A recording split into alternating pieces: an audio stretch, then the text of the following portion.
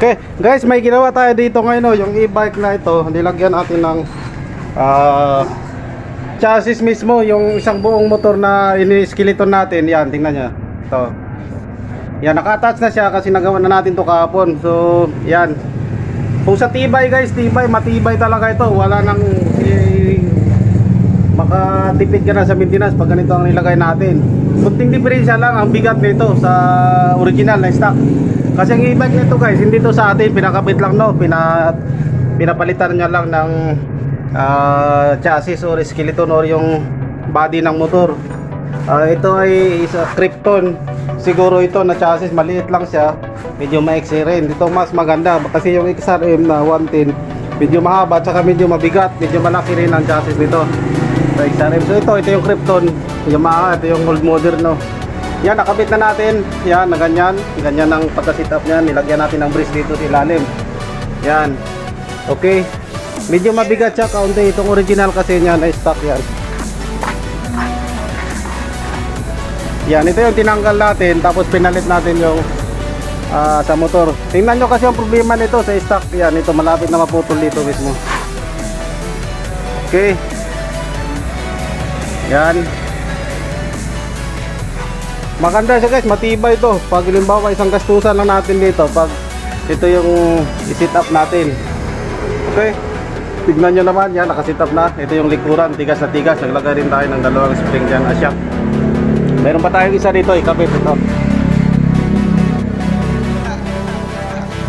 Yan, siguro sa Rusi or Wave 110 to. Ito na chassis, nabili rin natin to, kakabili lang natin, no. Yan, ikabit din natin yan sa e-bike natin siguro. So ito ngayon, malapit na natin matapos. So ito, may mag-comment dito, baka sobrang bigat. Mabigat siya, kaunti lang. Hindi naman sobrang bigat na kabigatan talaga. Pag i-cutting lang natin, tanggalin lang natin yung mga palaman dito. Halimbawa yung mga gasolina, tangke, saka yung sa U-box. Tanggalin lang natin. Ang maiwan lang yung skeleton mismo sa motor. Yan. Yan. Marami nang gumagawa dito ngayon, guys. Marami na nagatas, naglipat, nag-upgrade. Kasi ito, pag malagay natin, wala tayong dapat na mabali o maputol man lang yung chassis mismo. Kasi kitang-kita natin si Sura na napakatigas. Okay, ito alis matapos na natin to. Baka maya-maya ipinis na natin, may kakaunting kulang tayo dito. Yan, tapos ipinis natin yung ibang, ay full whip na lang natin yung mga dapat i-full whip natin sa welding. Okay. Yan, tapos kailangan take note, magandang pagkakaline, axle to axle, tapos yung inches dito sa huli at saka yung sa dulo kailangan parehas, no. Katulad sa na-vlog ko na dati.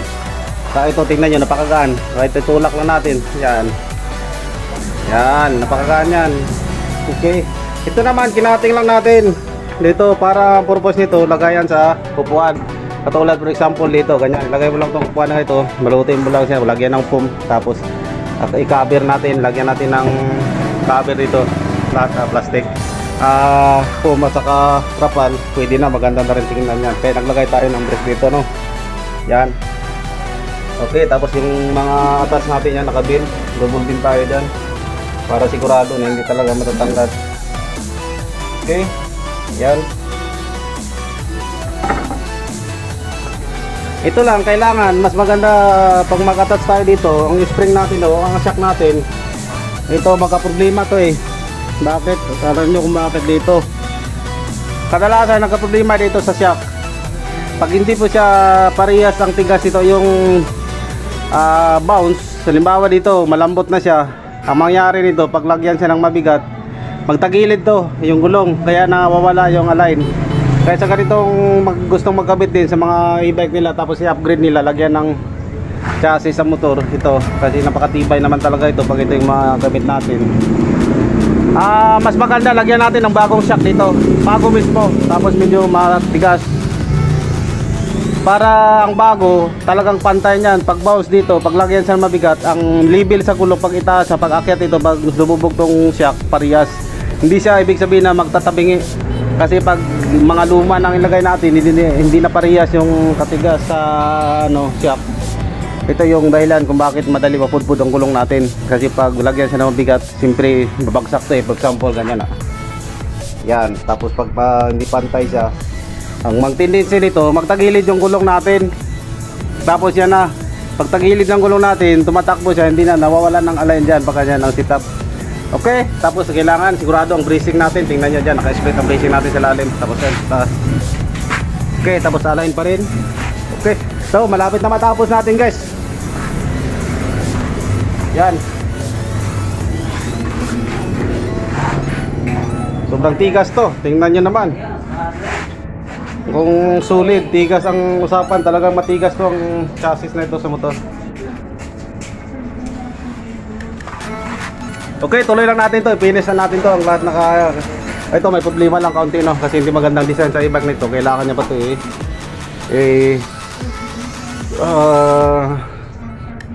baguhin sa daw pag may budget siya. Ito, tingnan nyo, napabangga dito. Yan, kailangan natin to putulin tong kaunti dito para makapasok yung nubila sa ilalim, pag ganyan. Okay guys, tuloy-tuloy natin to. Ito, pag makita nyo pa sa ibang nag-e-bike, talagang sulit ang dating dito sa e-bike nito guys. Maraming na gumagamit dito guys. Yan. Kasi ito, pag kahit ilang ikarga natin dyan, anong bigat ang ikarga natin, wala na tayong pangamba na maputol. Kasi kadalasan dito yung mga stock nito, ano tulad nito. Yan, ang stock nito kadalasan, ang problema dito yan maputol sa liig. Mayroong iba, minsan pag luma na, may kalawang na yung chassis, napuputol din ng body minsan yung mga ibang brand o ibang model. Okay, tuloy lang natin to guys. Yan. Maglagay pa tayo ng isang clamp dito, bali doble to, isa dito, saka dito. Saka dito sa touch, maglagay din tayo ng isang clamp dito, yung katulad na niya nakayo. Saka dito isa rin para matibay ang kapit. Yan.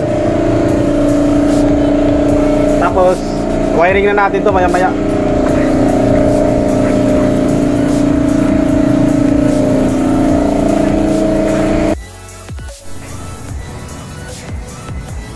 Okay guys, bali nung nakarang araw nakatapos natin yung sa isang video natin na nagkabit tayo ng isang Krypton na inattach din natin sa e-bike, yung wave or Krypton siguro. Ngayon guys, nakakatapos lang din natin na isang unit dito na kinabitan din natin ng Econo 70. Napakaliit na chassis guys sa motor, tapos yung tamang tama lang ng pinag-attach natin dito, yung maliit din.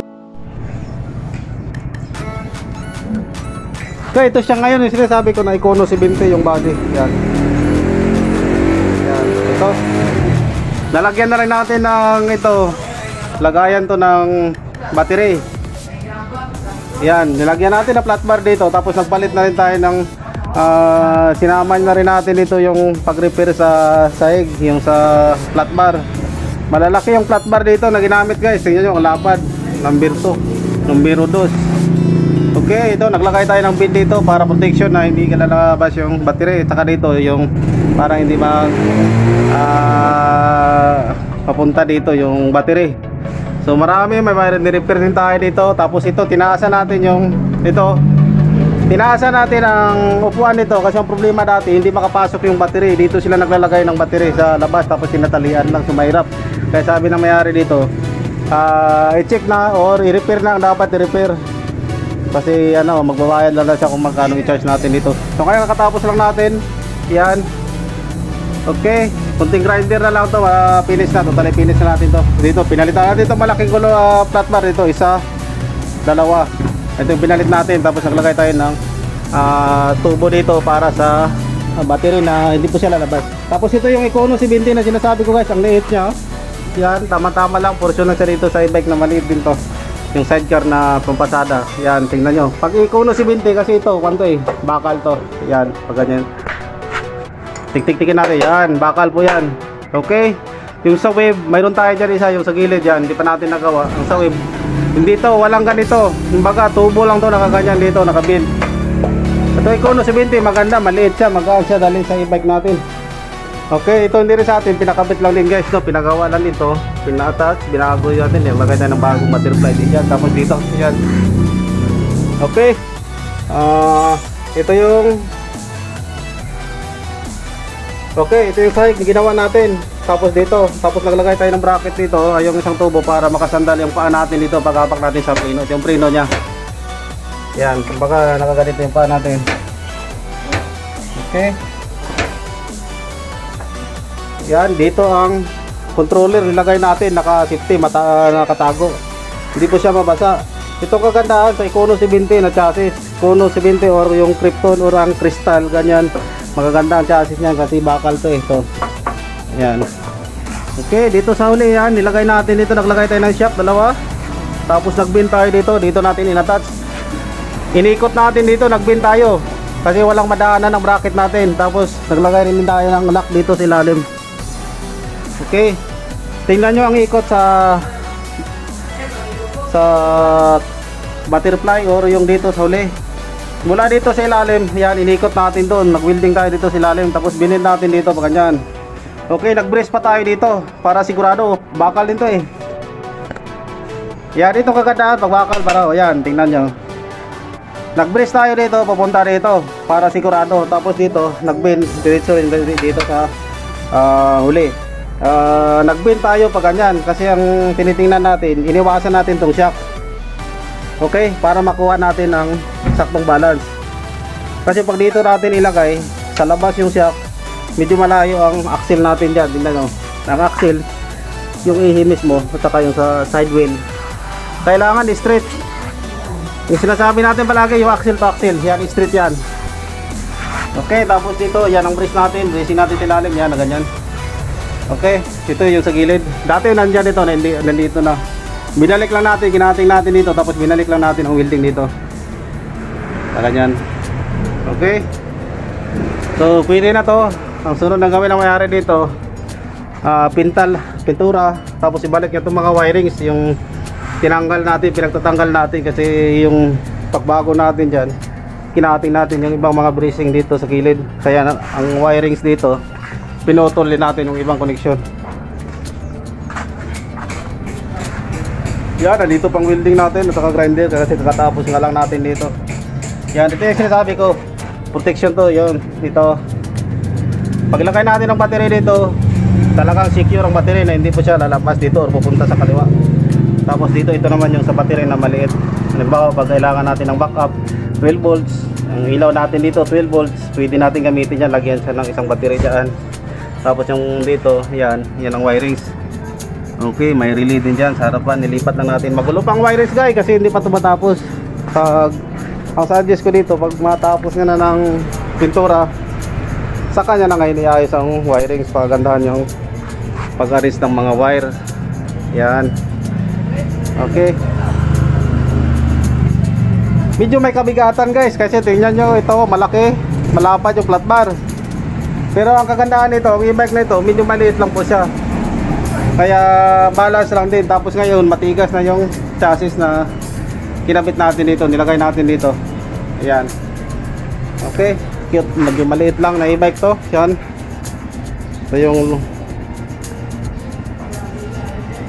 side wheel natin dito. Naka-brake shoe na rin to. Tingnan nyo dito. Yung sa brake. Okay. Yan. Ito yung sa preno. Saka dito tayo maka-upwisto yung paa natin. Bawa dito. Yan. Maganda rin align dito. 0-0. Kailangan dapat mag-attach tayo dito. Bago natin i-final tong chassis sa motor. So kahit anong motor dyan, i-attach natin. Bago natin i-fix, kailangan align muna tayo yung dito sa kaliwa at saka yung doon sa huli. Kailangan ng alignment dyan parehas. Yung katulad dati yung ginagawa natin na pag-align sa mga e-bike natin para makatipid tayo sa gulong. Saka pag magaan po siya dalhin. Kung magaan siya dalhin, siyempre matipid din siya sa battery. Yan. Yung sa nagtatanong, sabi mabigat guys, hindi namang sobrang bigat. Siguro diferensya lang ng mga 2 kilo o 1 kilo sa mga normal na e-bike. Kasi tingnan nyo naman, ang inaabol natin dito, ang long time, ang tagal na makabawas tayo sa maintenance. For example, dito, pag makalagay na natin dito, ito yung bushing dito sa axle. Ito, siyempre sa motor, matibay yan. Ang sa e-bike dito, kadalasan nasisira yan dito. Pag masira yung sa e-bike dito, wala nang spare parts makuha. So, ginagawa natin dyan, dinukondem, pini-welding natin dito. So, itong sa motor, talagang sigurado tayo na matibay. Tingnan nyo naman, unang-una, malaki po siya. Okay. Tapos magandang bouncing ang bounce nito kasi nakashock lahat. Medyo matipid to sa bearing.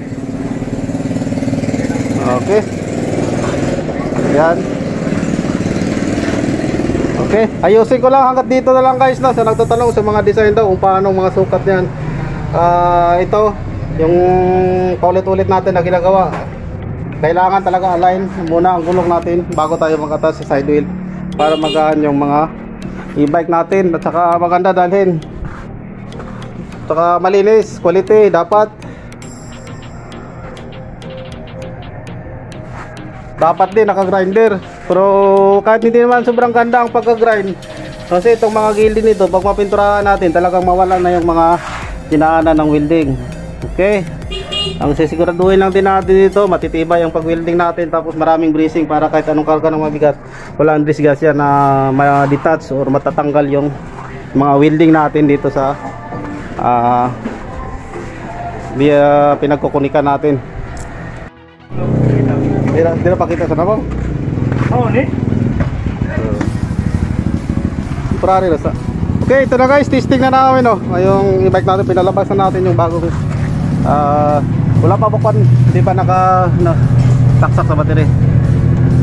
Okay. Yan, tingnan nyo.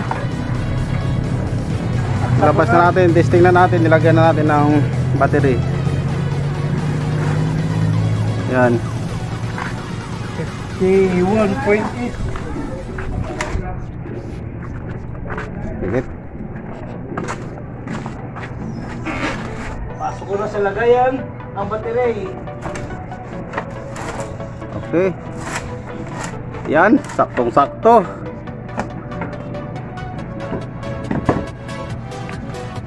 Tapos pasakuin na. Sige, diretso. Murag diretso na. Ha? Diretso. Hinay-hinay ra. Wire. Bakat pa, sige.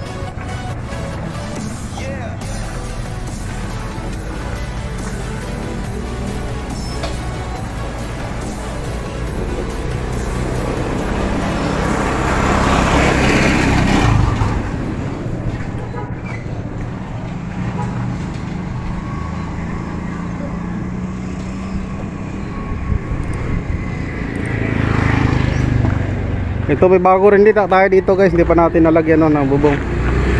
Yan.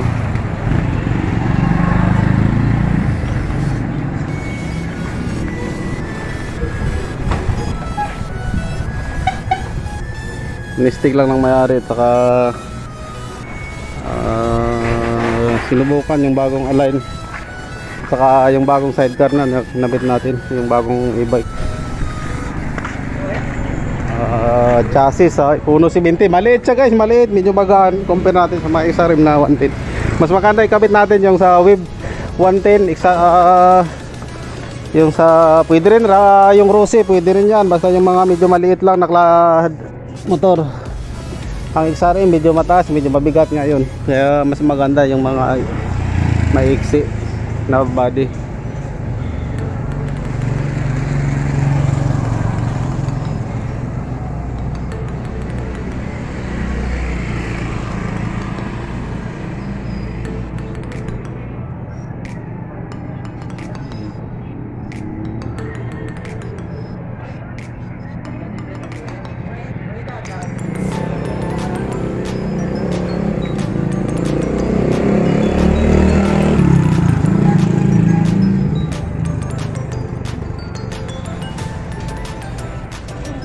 Ito baka sa sunod na araw o kaya bukas pwede na natin lagyan ng bubong. Yan, ready na yan, napinturahan na natin. Ito ang sahig. Upuan na rin sa gulong, nilagay natin dito. Yan, modified na rin to. Yan, saka gulong na center post na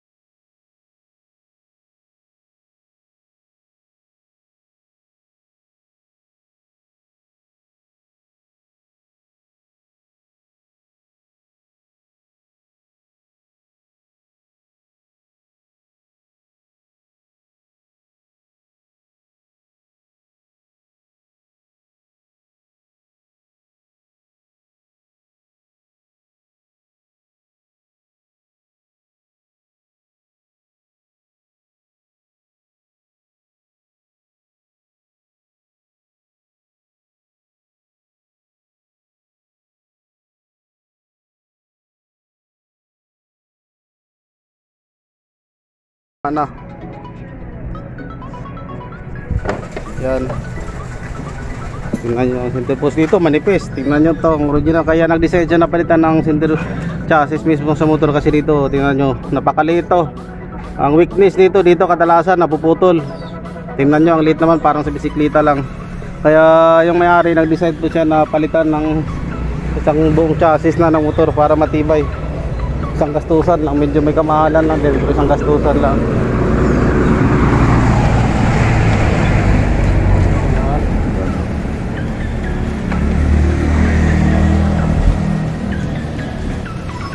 Hey.